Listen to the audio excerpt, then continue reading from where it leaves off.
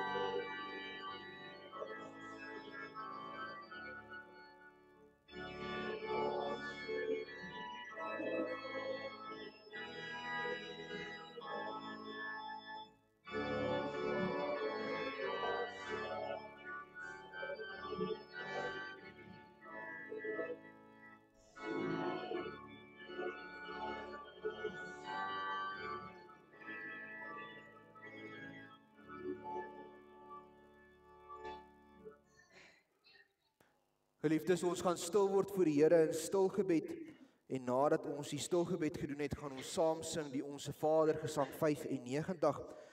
Na die Onse Vader kan die staande bly vir die fotum en die seën, waarna ons as loflied gaan saam sing Gesang 43. Gesang 43, daarvan vers 1 en vers 4 as loflied in hierdie oggend. Geliefdes, kom ons word net so stil voor die Here, daar waar ons sit.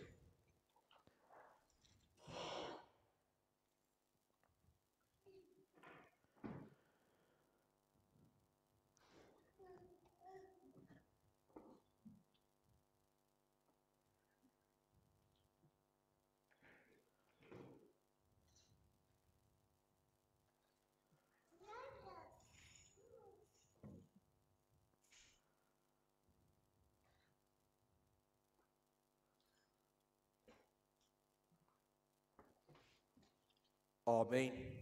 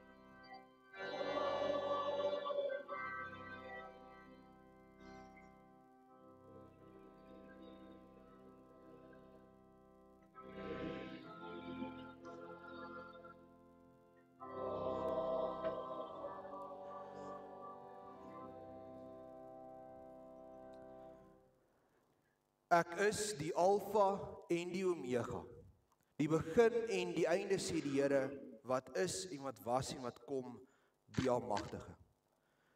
Genade, barmhartigheid en vrede van God ons Vader en van Christus Jesus ons Here deur die werking van die Heilige Gees. Amen.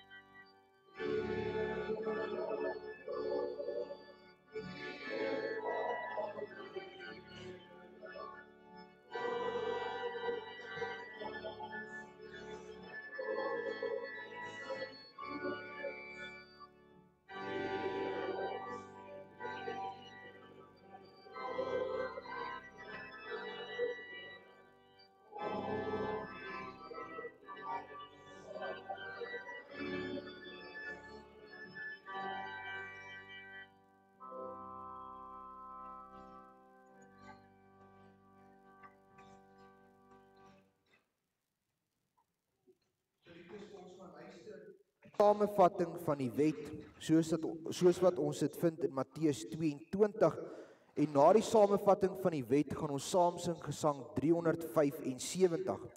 Gesang 375 daarvan vers 2 en 3. Wie sal, o Here, kan bestaan, as daar ons werk van skyn ondaan, deurskou word in sy ware wese. Daarmee sê ons, as dit van ons eie werke moes afhang, is daar geen manier wat ons kan bestaan nie. In vers 3, maar wie, hoewel hy dit niks verdien, sy regter ook as middelaar sien, wat reeds die skuld vir hom betaal het. Daarmee kom staan ons ook voor die Here en sê, ons het dit nie verdien nie, maar deur die genade van die Here het ons dit ook ontvang. Ons gaan saam sing Gesang 375 vers 2 en 3, as skuldbelydenis nadat ons na die samevatting van die wet geluister het, en nadat ons geloof bely het in hierdie oggend, gaan ons saam sing Gesang 84. Gesang 84, daarvan vers 9 en vers 10, nadat ons geloof bely het. Gesang 84 vers 9 en 10, na die belydenis van ons geloof, maar eers Gesang 375 vers 2 en 3, nadat ons na die wet geluister het. Die groot gebod. En toe die Fariseërs hoor dat die Sadduseërs die mond gestop het, het hulle almal saam vergader. En een van hulle, 'n wetgeleerde, het 'n vraag gestel om hom te versoek en gesê: Meester, wat is die groot gebod in die wet? En Jesus antwoord hom: Jy moet die Here jou God lief hê met jou hele hart, met jou hele siel en met jou hele verstand. Dit is die eerste en groot gebod. En die tweede wat hiermee gelyk staan, jy moet jou naaste lief hê soos jouself. Aan hierdie 2 gebooie hang die hele wet en die profete.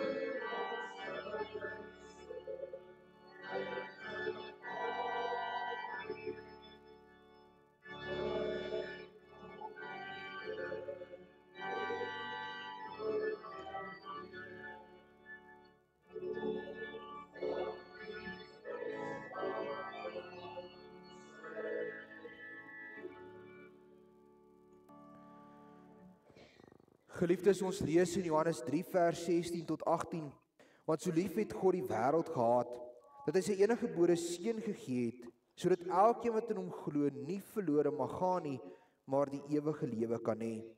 Want God het sy seun in die wêreld gestuur, veroordeel nie, maar dat die wêreld deur hom gered kan word. Hy wat in hom glo, word nie veroordeel nie. Maar hy wat nie glo nie, is alreeds veroordeel, omdat hy nie geglo het in die naam van die eniggebore seun van God nie. Geliefdes, daarom aan elkeen wat met 'n ware berou en opregte geloof wil toevlug neem tot hul enigste verlosser Jesus Christus, verkondig die woord van die Here vergifnis van sonde. Maar elkeen wat die genade verwerp en in die sonde bly leef, aan hom verkondig die woord van die Here, dat hy toorn en straf van God oor hom sal bly, vir solank as wat hy in die sonde volhard. Geliefdes, ons het gesing van die genadige God wat ons in Christus ook ontvang het en dat ons deur die geloof ook voor hom kan staan en daarom kan ons ook hierdie onwankelbare geloof in hierdie oggend bely deur die woorde van die 12 artikels in ons harte saam te spreek.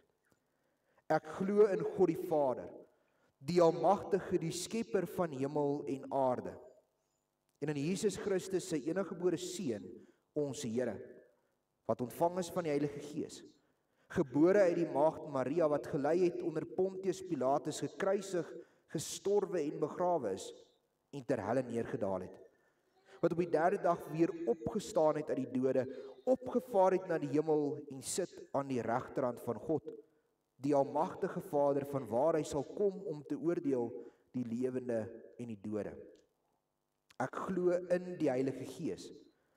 Ek glo aan 'n heilige algemene Christelike kerk, die gemeenskap van die heiliges, die vergifnis van sondes, die wederopstanding van die vlees en 'n ewige lewe.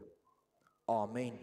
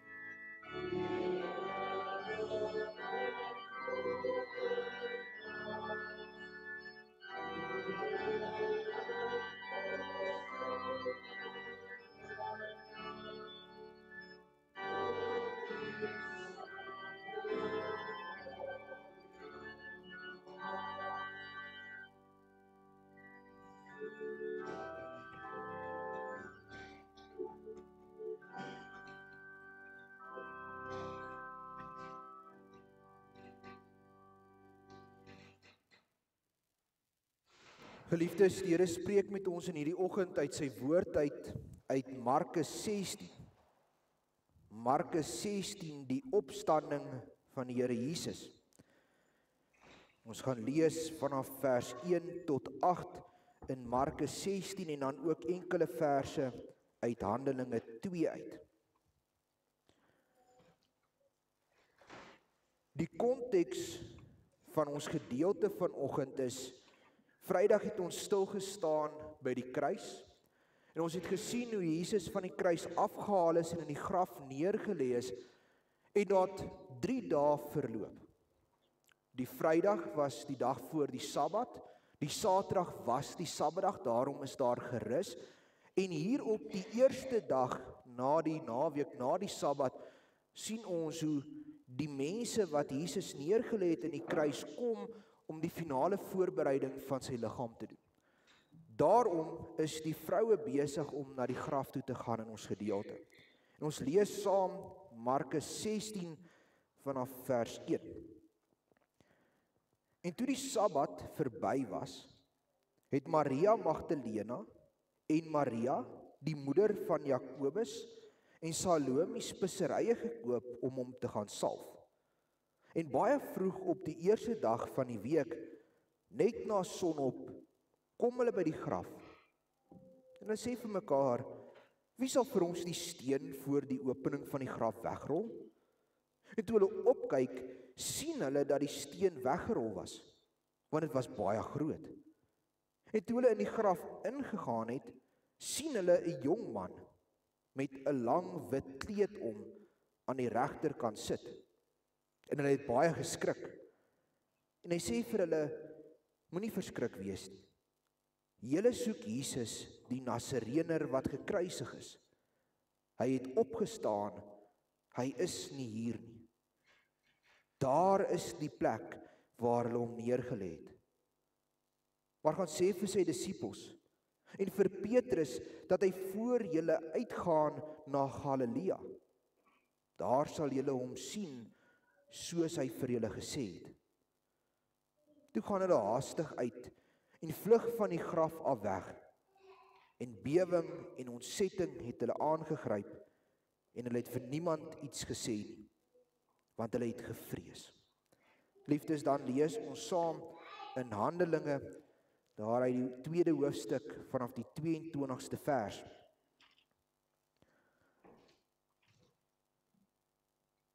Israeliete, luister na hierdie woorde.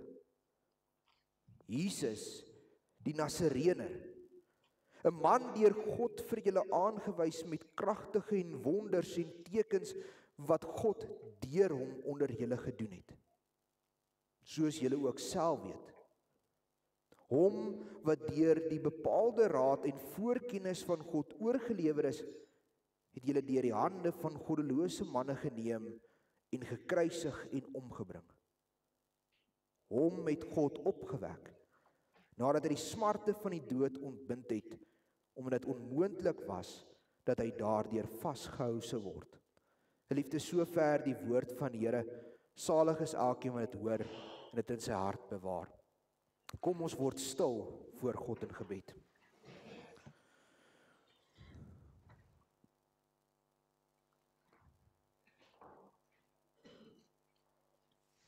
Ons almagtige God, aan U die lof en die eer en die heerlikheid. U die skepper van alle dinge, die onderhouer van alles om ons. U wat die wêreld so lief gehad het, dat U U eie seun gegee het om sy lewe vir ons te gee. Here, dankie dat ons U mag nader in hierdie oggend. Met hoop, met troos, om te weet ons Here Jesus leef. Here, en dankie dat ons met daardie hoop en troos ook kan uitgaan en gaan lewe. Here, dankie vir die groot genade wat U aan ons toon. Dat U ons nie oorlaat aan onsself nie. Dat U ons nie oorlaat om te vergeefse bestaan te hê nie. Dankie dat U ons God is. Here, dankie dat ons so in U teenwoordigheid mag stil word in hierdie oggend. Here, dankie dat ons so mag bid en weet, U hoor ons. U alomteenwoordigheid omvou ons en daarom is dit nie iemand wat teen 'n muur vasbid, iemand wat teen 'n dooie vasbid, iemand wat in die graf inbid nie. Maar ons aanbid U, die lewende God. Here, spreek nou met elkeen van ons. Breek U die brood vir ons oop, dat ons gevoed word in die siel, ook vir die ewige lewe. Spreek, want die diensknegt en die diensmaagd wil luister. Ons bid dit in die naam van ons Here Jesus Christus, Hy wat vir ons die dood oorwin het, deur die werking van die Heilige Gees. Amen.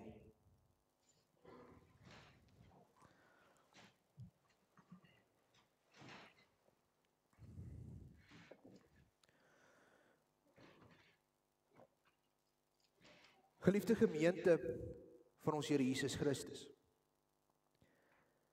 Die graf van 'n geliefde is vir baie mense baie belangrik. Dit moet mooi versorg wees en bo-op daai graf moet die beste steen geplaas word, waarin al die besonderhede van daardie persoon uitgekerf is, sodat daar in die eeue aan hierdie persoon gedink word. Sodat 'n mens presies weet wie daar lê.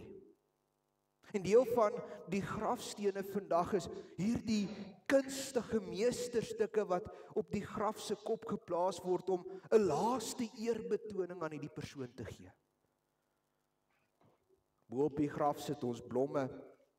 Ons het allerhande goed wat ons laat dink aan daardie mens. Baie mense gaan spandeer ure langs daardie graf om met die afgestorwene te praat. Dit gaan so ver dat die graf selfs vir mense 'n afgod word in hulle lewens. So sien ons hoe baie van die wêreld se godsdienste gevorm word rondom 'n graf. Een van die grootste voorbeelde daarvan is die Islam geloof. Die moslems moet een keer in hulle lewe 'n pelgrimstog na Mekka toe ondergaan en deel van hierdie pelgrimstog is dat hulle die graf van Mohammed moet gaan besoek. En hierdie graf is al so bewaar dat daar mure om hom gebou is en selfs 'n tweede en 'n derde stel mure om net daardie graf te bewaar.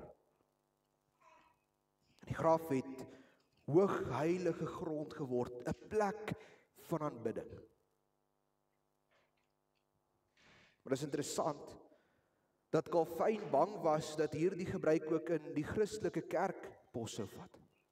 Ons moet besef, die Rooms-Katolieke kerk het reeds 'n gebruik gehad van reliks.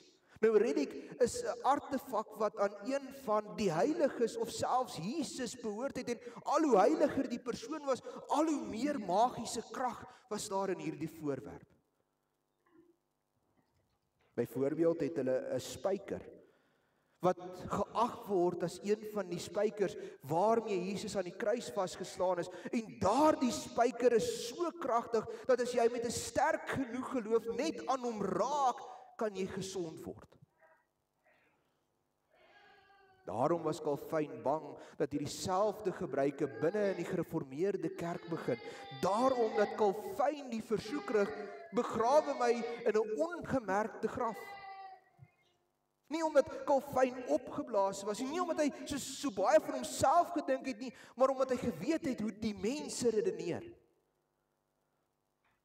En tot vandag toe weet ons nie waar Calvin begrawe is nie. Nou geliefdes, waarheen gaan ons as Christene? Ons kan nie na die graf van Jesus toe gaan nie, die graf is dan leeg, hy lê nie daar nie. Ons teksgedeelte sê dit vir ons. Jesus is nie meer in die graf nie. Maria Magdalena, Maria die moeder van Jakobus, Salome en die disippels, almal is ooggetuies daarvan. Die steen is weggerol, die doeke lê op die grond en die graf is leeg. En om dit te bevestig, stuur God 'n man in wit klere, 'n engel, 'n boodskapper om aan hulle dit te verkondig. Sy liggaam is nie gesteel nie. Nee, hy het opgestaan. Die engel sê vir hulle, moenie verskrik wees nie. Julle soek Jesus die Nasareëner wat gekruisig is. Hy het opgestaan. Hy is nie hier nie. Daar is die plek waar hulle hom neergesit het. So asof hy vir hulle sê, kyk, aanskou met julle eie oë, hy is nie hier nie, die graf is leeg, hy het opgestaan. Dan stuur hy hulle weg, gaan na Galilea, want daar sal aan julle verskyn soos wat geskrywe is. Want Jesus leef. Nou die interessantheid is, dat ons vandag nie eers met sekerheid weet, waar hierdie graf van Jesus is nie. Daar is twee moontlikhede wat mense spekuleer dat dit die graf is. Die eerste is die tempelgraf binne in Jerusalem. En die Rooms-Katolieke Kerk het al 'n groot tempel rondom hierdie graf gaan bou om dit te bewaar. Terwyl die tweede graf, 'n tuingraf, buite die mure van Jerusalem is. En die geskiedenis en die gebruike van die tyd en die argeologie, alles wys daarin dat die tuingraf eerder Jesus se graf was. Tog word dit vandag nog deur die Rooms-Katolieke Kerk geag as heilige grond. Maar die interessantheid is dat dit eintlik 'n toeriste aantreklikheid geword het. Nie meer 'n plek van aanbidding nie, want deur Jesus is nie meer daar nie. Hy is nie in die graf nie. Die graf is leeg.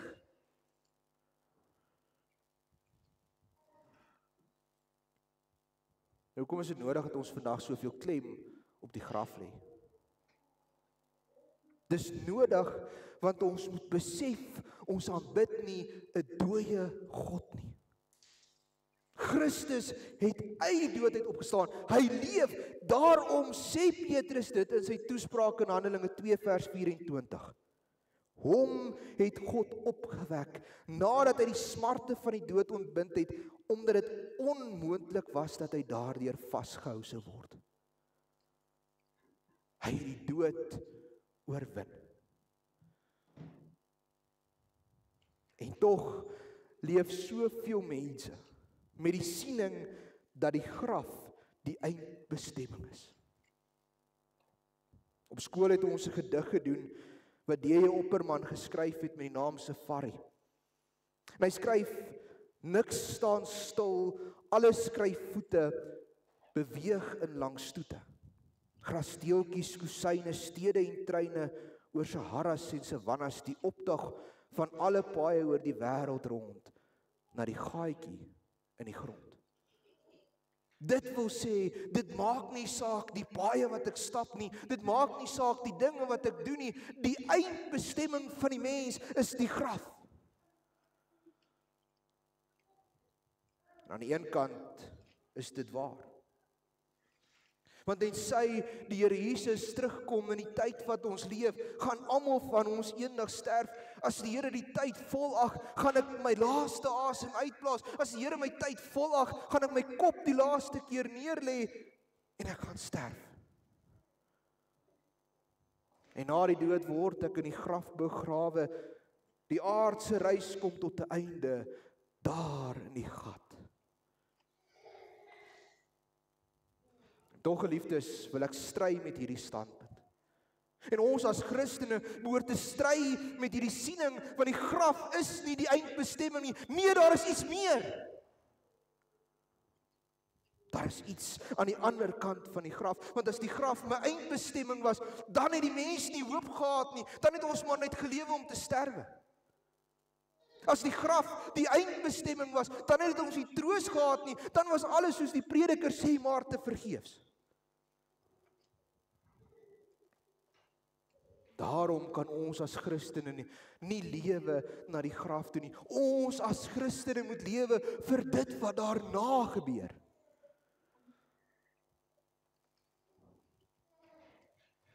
En dis waaroor vandag gaan. Vandag gaan oor die opstanding van Christus. Hoe hy opgestaan het uit die dood uit, die dood oorwin het, en hoe ons hom in daardie oorwinning volg. Dit gaan oor hom wat lewe, en ons wat kan lewe deur hom. Want die dood kan hom nie vashou nie. Jesus is die eersteling uit die dood uit, en ons kan hom volg. Die dood, die graf moet daarom nie beskou word as ons eindbestemming nie. Nee, dit moet bloot beskou word as 'n deurgang na die ewige lewe. En daarom is die dood nie veronderstel om vol smarte te wees nie. Ja, dit is hartseer, dit los 'n leemte in ons harte, dit maak dat ons verlange het na daardie persoon, maar die dood behoort ons nie te pynig nie. Dit behoort ons nie hartseer te maak nie, want dit is nie die einde nie, daar is iets meer. Dis net ons deurgang, na waar ons in ewigheid saam met Christus lewe, en daarom kan die katekismus dit in vraag 1 stel, my enigste troos in lewe en dood, is dat ek met liggaam en siel, in lewe en in sterwe, nie aan myself nie, maar aan my getroue saligmaker en verlosser Jesus Christus behoort. Dat hy my met sy kosbare bloed vrygekoop het van die mag van die sonde, vrygekoop het van die mag van die duiwel, en dan eindig dit, dat hy my deur die Heilige Gees verseker van die ewige lewe. Ja, omdat ek aan Jesus Christus behoort, daarom het ek hoop. Omdat ek aan Jesus Christus behoort, daarom het ek troos. Want die graf is leeg. En dan kan ek saam met Filippense 1 dit uitroep, want vir my is die lewe en die lewe Christus en die sterwe wins, die dood is oorwin. En dis hoekom ons vanoggend die nagmaal vier. Op opstandingssondag kom sit ons aan by die nagmaaltafel, want dit gee vir ons 'n waarborg. 'n Waarborg dat ons al sy soenverdienste ontvang het, asof ons self voor God gestaan het.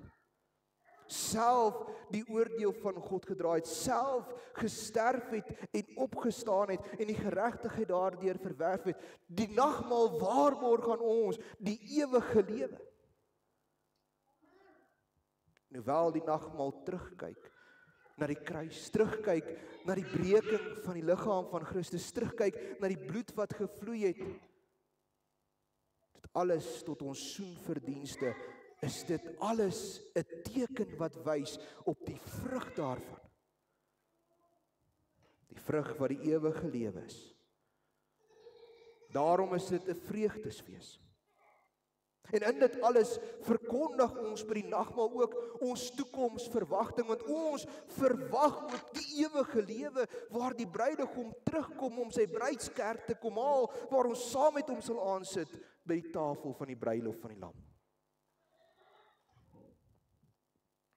Want jy sien, God stuur in Markus 'n man in wit geklee. 'n boodskapper gaan uit na Galilea, en daar sal aan julle verskyn soos wat geskryf is. Hoor vanoggend die boodskap van die Here. Gaan lewe in hoop. Want daar is ook geskrywe in Johannes 3 vers 16, want so lief het God die wêreld gehad, dat hy sy eniggebore seun gegee het, sodat elkeen wat in hom glo, nie verlore mag gaan nie, maar die ewige lewe kan hê. Die wat in hom glo, sal lewe al sterf hy ook, want ons verlosser leef. Gaan daar en gaan leef in hoop, met die troos van die graf is leeg. Amen. Kom ons bid saam.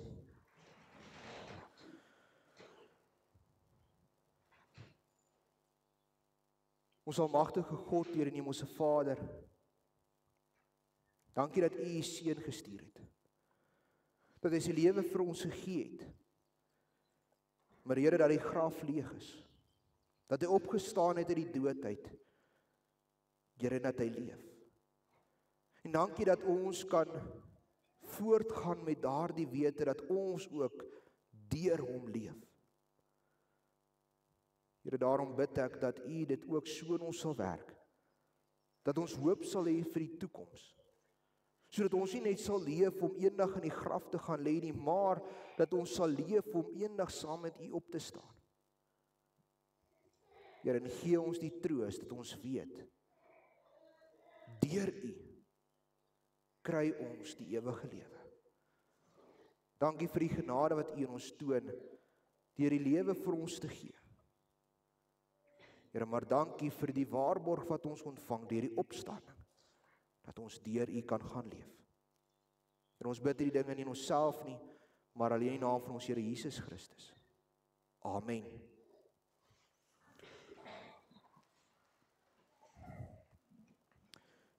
Geliefdes, voordat ons oorgaan tot die formulier van die nagmaal, die AP Kerk het 'n synode besluit oor die geslotenheid van ons tafel, en daarom is die besluit, omdat dit die sakrament is wat deur Christus self ingestel is, en ons dit so moet heilig, dat daar 'n geslote tafel is, wat beteken slegs beleidende lidmate van ander gereformeerde kerke, wat by die kerkraad aansoek gedoen het, mag aansit by ons tafel. Ons het aansoeke ontvang en U is meer as welkom om ook vanoggend saam met ons die nagmaal te gebruik. Geliefdes, 'n praktiese reëling, die kelkies, die binnekring is druiwesap. As U nie wyn wil drink nie, kan U daarvan neem. En as U graag die beker wil gebruik, kan U net vir ons 'n aanduiding gee. Dan kan ons die beker na U toe bring. Geliefdes, ons gaan dan nou oor na die lees van die formulier vir die instelling van die heilige nagmaal. Geliefdes in die Here, die heilige nagmaal is deur ons Here Jesus self ingestel. Paulus sê in 1 Korintiërs 11 vers 23 tot 26, want ek het van die Here ontvang wat ek ook aan julle oorgelewer het, dat die Here Jesus in die nag waarin hy verraai is, brood geneem het, en nadat hy gedank het, het hy dit gebreek en gesê, neem, eet, dit is my liggaam wat vir julle gebreek word. Doen dit tot my gedagtenis. Net so ook die beker na die ete met die woorde, hierdie beker is die Nuwe Testament in my bloed. Doen dit so dikwels as julle daaruit drink, tot my gedagtenis. Want so dikwels as julle hierdie brood eet en hierdie beker drink, verkondig julle die dood van die Here totdat hy kom. Geliefdes, die nagmaal is in wese 'n verbondsmaaltyd. Hier word die verbintenis tussen Christus en sy gemeente telkens weer bevestig. En as verbondsmaaltyd het dit ook dan die volgende betekenisse. Ten eerstens is die nagmaal 'n gedagtenismaaltyd. Die Here het by die instelling daarvan gesê, doen dit tot my gedagtenis. By die gebruik van die brood en die wyn roep die gemeente om die hele lydensweg van Jesus Christus voor die Gees. Hoe hy sy lewe gegee het. Hoe hy van God verlate was en uitgeroep het, my God, waarom het U my verlaat, sodat ons nooit deur hom verlate hoef te wees nie. En hoe hy soos 'n koringkorrel in die grond geval het en gesterf het. Ten tweedens is die nagmaal 'n waarborg. So seker as wat hierdie brood voor ons oë gebreek en hierdie beker aan ons gegee word en ons dit met die mond eet en drink, so seker het ons deel aan Christus, sy sterwe en sy opstanding. Hierdeur waarborg hy sy soenverdienste vir ons so volledig, asof ons self voor God gestaan het, self die straf vir die sonde gedra het, self daarvoor gesterf en opgestaan het, en self ons geregtigheid voor God verwerf het. Christus sê immers, dit is my liggaam en dit is my bloed. Die sekerheid wat hierdie waarborg ons gee is nie gegrond op ons eie gevoelens of stemminge nie, maar op die tekens uit die hand van die Here. Dit is in die Here self gevestig. Ten derdens is die nagmaal 'n gemeenskapsmaaltyd. In die nagmaal vier ons die gemeenskap met die Here Jesus en met mekaar. Die nagmaal verbind ons met sy dood en help ons om in gemeenskap met hom te lewe. Deur die Heilige Gees is Christus in die nagmaal by ons teenwoordig. Verder word ons deur die Gees ook met mekaar as lede van een liggaam in broederlike liefde verbind. Omdat dit een brood is ons almal een liggaam. Want ons het almal deel aan die een brood. Ten vierdens is die nagmaal ook 'n verwagtingsmaaltyd. Ons verkondig by die nagmaal ook ons toekomsverwagting. Ons het in die feesmaal die versekering dat die Here Jesus een met ons is. En tog sien ons as sy bruidskerk ook uit na sy wederkoms. Ons verkondig daarmee die dood van die Here totdat hy weer kom. In die nagmaal verlang die gemeente as bruid van Christus na die bruilofsmaaltyd van die Lam. Vyftens is die nagmaal ook 'n vreugdesfees. In die nagmaal spreek die tekens van die brood en wyn wel van die lyde en sterwe van Christus. Nogtans staan die nagmaalsviering nie in die teken van droefheid en rou nie. Dit is 'n vreugdesfees, want die Heiland bevestig hier op besonderse wyse die vrugte van sy lyde, sterwe en opstanding aan sy gemeente. Ten slotte is die nagmaal ook 'n dankbaarheidsmaaltyd. By die gebruik van die tekens dank ons Christus met ons hele wese. Dit is ook ons ernstige voorneem om uit dankbaarheid ons lewens opnuut aan God te wy. En ons doen dit met 'n opregte liefde vir hom en ons naaste. Christus het ons beveel om die nagmaal te vier. En wanneer ons dit doen, verseker die Heilige Gees ons van twee uitsonderlike waarhede. Jesus Christus het vir ons sondes gesterf, en in die geloof word ons so met hom verenig, asof ons self alles gelei het en die skuld voor God en volle betaal het. Verder voed Christus deur die nagmaal ons siele vir die ewige lewe. Aangesien ons begeer om die seën van die nagmaal te ontvang, is dit nodig dat elkeen homself vooraf eerlik sal ondersoek, sodat hy nie 'n oordeel oor homself eet en drink nie. Ons word opgeroep om ernstig na te dink oor alle sondes wat ons met gedagtes, woorde of gedagtes gedoen het. Daar is ook die sonde van versuim waar ons nagelaat het om die wil van die Here te doen. En hierdie selfondersoek moet ons bring tot opregte berou voor die Here. Ons moet opreg glo dat al ons sondes op gronde van die soenverdienste van Christus vergewe is, en dat hy alle sondes wat nog teen ons sin in ons oorgebly het, met sy lyde en sterwe bedek.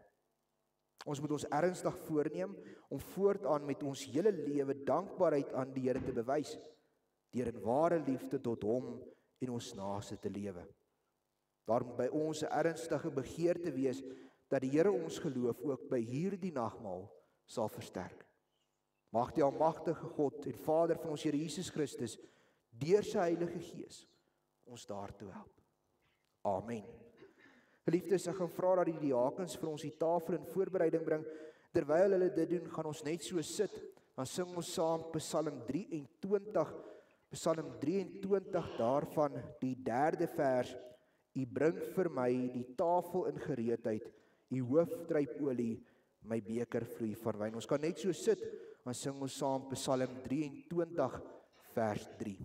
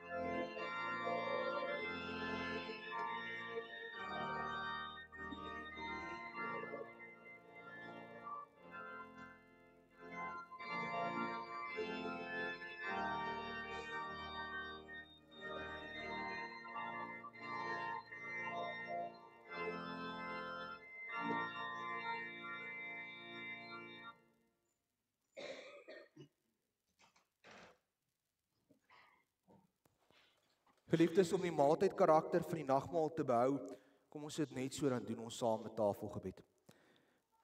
Ons almagtige God, Here en Hemelse Vader, Here, dankie dat ons vandag by U tafel mag aansit. Dankie dat U ons voed, nie net met brood en wyn nie, Here, maar ook voed in die siel met die wete dat U liggaam is vir ons gebreek. U bloed het vir ons gevloei tot 'n volkomme versoening van al ons sondes. Here, gee dat ons in hierdie nagmaal opreg weer sal besef dat U het ons verlos. Die dood is ontbind. Daarom kan ons gaan lewe. Here, gee dat ons nie sal vashou aan die tekens nie. Here, maar dat ons U daarin sal sien. Dat ons dit sal gebruik tot nagedagtenis ook van U. Daarom bid ons dit in afhanklikheid in die naam van ons Here Jesus Christus. Amen.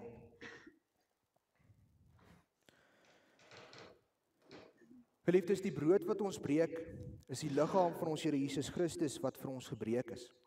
Neem, dink daaraan en glo dat dit vir ons so gebreek is tot 'n volkomme versoening van al ons sondes.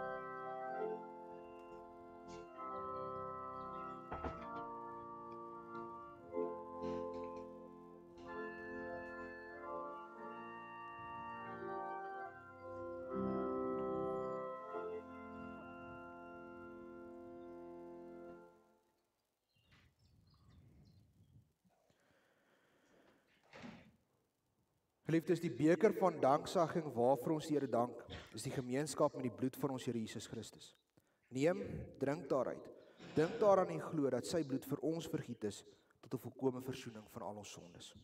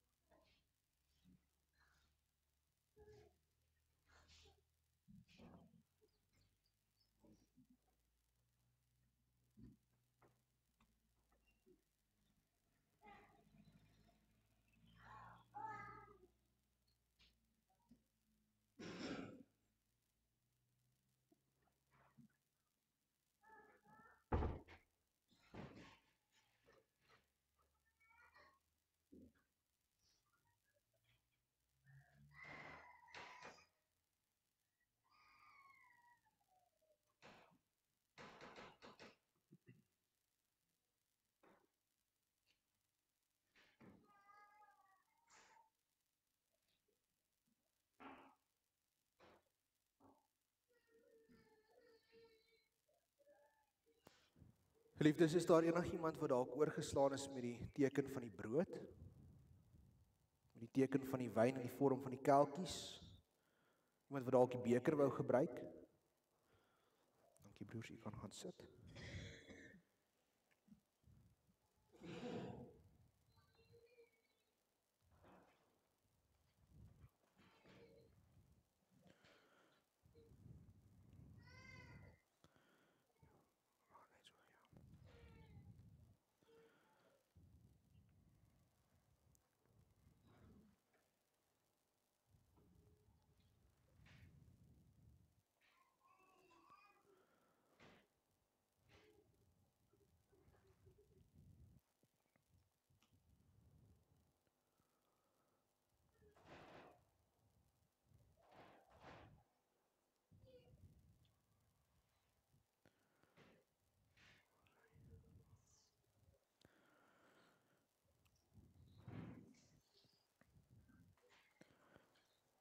Geliefdes, aangesien die Here ons nou ook so geseën het by die nagmaalstafel, kom ons staan, dan verhef ons ook sy lof as gemeente saam.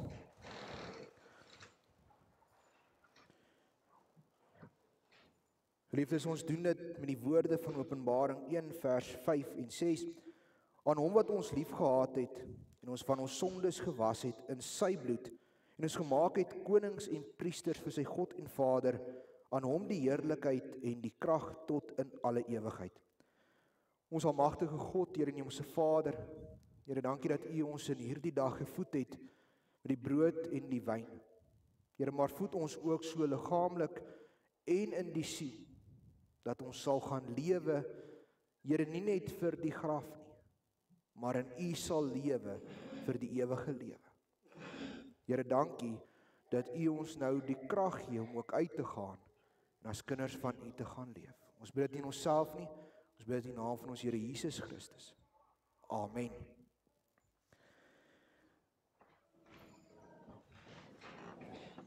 Geliefdes, terwyl die broers hier voor hulle plekke inneem, kan U solank die Psalm en Gesangeboeke oopmaak by Gesang 213.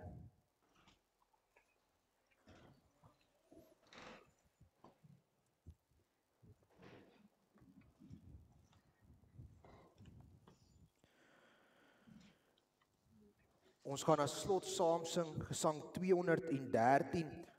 Ons orgelis moes ongelukkig gaan, so ons gaan dit sonder begeleiding sing. Gesang 213.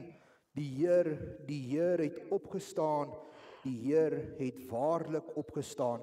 Kom ons staan en sing ons saam Gesang 213, daarvan verse 1, 2 en 3.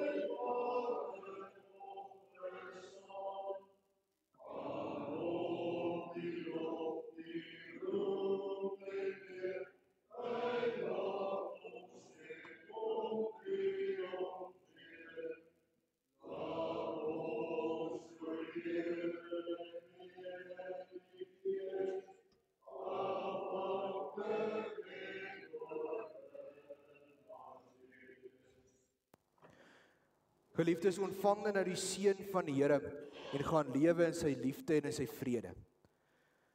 Die genade van ons Here Jesus Christus, die liefde van God ons Vader en die gemeenskap met die Heilige Gees sy met u elkeen. Amen.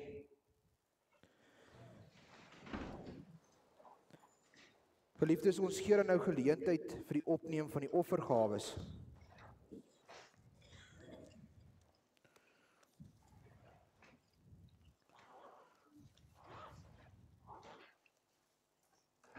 Ek moet net soek.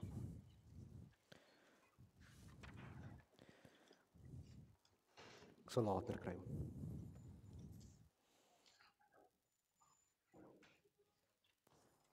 Geliefdes, aangesien ons nie 'n orgelis het nie, in plaas daarvan dat ons uit in stilte sit, gaan ek die afkondigings doen. Ons het nog 'n paar goed wat vanoggend moet gebeur, anders word dit baie lank. So die afkondigings namens die kerkraad, geliefdes. In voorbidding dink ons in ons gemeente en aan ons lidmate. Ons is dankbaar vir die goeie reënseisoen en dan bid ons ook vir die kerkraadsvergadering wat hierna gebeur met die doel om ook kerkraadslede te beroep. Geliefdes, en dan vra ek ook asseblief vir voorbidding vir my familie. My ma se oudste suster se man is donderdagoggend so net na 10 oorlede. Die roudiens sal in volgende week of so wees, maar dink ook asseblief aan ons gesin en familie daarin. Geliefdes, dan ek is vir die volgende 2 weke bietjie op verlof van môreoggend amptelik af tot en met die 5de Mei. As u dus enigiets nodig het, is u welkom om die kerkraadslede te kontak. Dan die Ronel moes ongelukkig na die hervormde kerk toe gaan. Ons wil vir haar sê baie dankie vir die speel van die orgel vanoggend. Geliefdes, dan, ek het nou gesê van die kerkraadsvergadering, ons het 2 nominasies gekry, dis oom Jaco Bekes vir ouderling en dan Werner Skols as diaken. Ons sal hier na die vergadering hou daarvoor. Dan die kerkskiet 24 Mei, hou asseblief die datum oop, gaan hom kring hom sommer met 'n rooi merkerpen en alles, dat u doodseker is, u is daai naweek hier, dit gaan groot pret wees. Kom skiet en werk sommer almal lekker saam met ons, en dan vra ons nog vir borge, vir pryse en allerlei ander goed. Ons het nog borge nodig vir van die kos en so. Help ons asseblief dat ons dit kry, maar een van die groot goed wat mense trek is die hoeveelheid pryse wat ons gewoonlik bied. So asseblief, ek vra dat u ook sal kyk om daar vir ons borge te kry. U kan met Tannie Elsa gesels in die verband. Dan die skoolverlaterskamp 29 Junie tot 5 Julie. Ons het net 1 matriek, so ek wil hê jy moet sommer net na die tyd agterbly, dan gaan ek gou met jou gesels asseblief. Geliefdes, susters aksie Blom en Teebeerd vir die maand is week 1 en ons nooi almal om asseblief saam met ons 'n koppie koffie te kom drink en lekker saam te kuier na die erediens. Verbondsonderrig is geen, die kinders en personeel en almal nooi uit om 'n heerlike Moedersdag ete saam met ons te kom hou. Ons vra dat u asseblief teen die 4de Mei net by Elmarie sal bevestig of u hier gaan wees. Die uitnodiging was op die sustersgroep uitgestuur. Dan die boodskappers vir die maand April is beskikbaar. Dit gaan oor die wet en ek is al vanoggend uitgetrap oor ek dit nie gesê het nie, maar ek self het 'n artikel in die boodskapper as u graag wil gaan lees. Hy is beskikbaar in die saal, dis 'n interessante een wat handel oor die wet en saam met hom ook dan die jeugboodskapper wat u daar sal kry.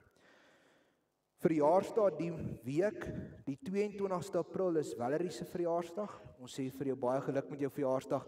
Mag dit 'n geseënde dag en jaar wees vir jou ook.